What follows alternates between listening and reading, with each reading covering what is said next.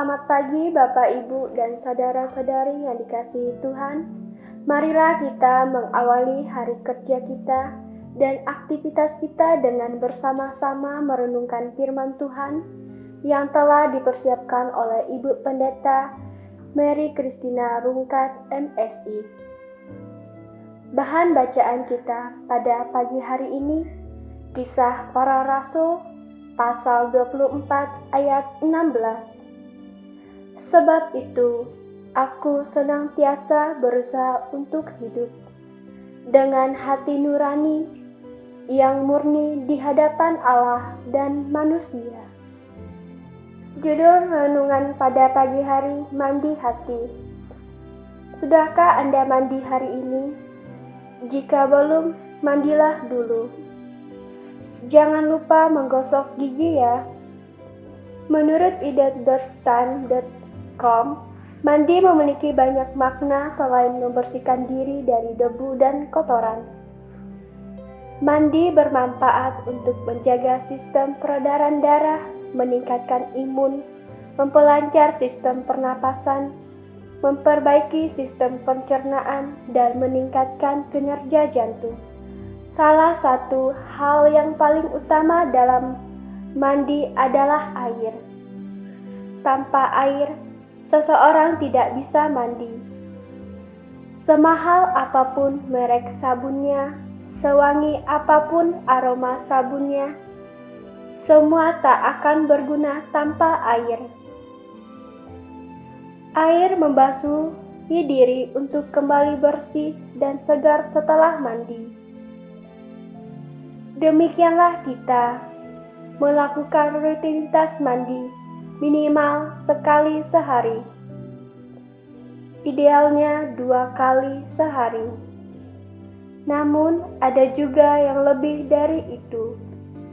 Jika kita demikian mengupayakan tubuh untuk kembali bersih dan segar, bagaimana dengan kebersihan hati kita?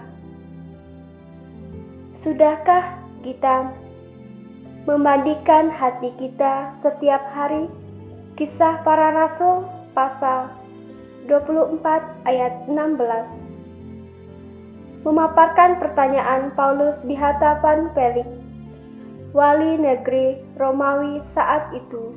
Paulus diperiksa atas berbagai fitnah dan tuduhan. Dakwaan Paulus menyangkut soal-soal hukum Taurat. Atas dakwaan itu, Paulus memberi pembelaan bahwa apa yang dilakukannya adalah tindakan iman kepada Tuhan. Paulus sedang berusaha untuk hidup besar di hadapan Tuhan sesuai dengan hukum Taurat dan kitab-kitab Nabi. Kisah Para Rasul pasal 24 ayat 10-16. Paulus dengan sejarah kelamnya sebagai penganiaya orang percaya, kini berusaha untuk memurnikan hati nuraninya.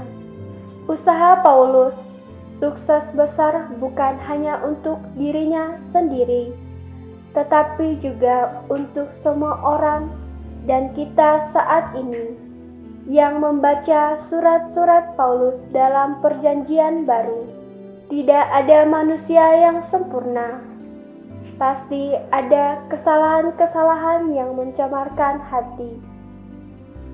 Sehingga kita perlu memandikan hati kita setiap hari. Basuh hati kita dengan air kehidupan yang Tuhan berikan. Bersihkanlah hati kita dengan menekunkan firman Alkitab, memahaminya dan melakukannya.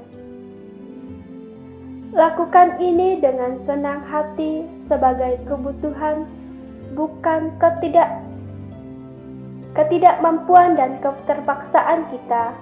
Marilah kita bersama sebagai komunitas Universitas Kristen Satya Wacana berkomitmen untuk memandikan hati kita agar kembali bersih dan segar, sehingga hal-hal yang baik yang keluar dari hati yang murni, penuh kasih, pengampunan, damai, sukacita, dan lain sebagainya.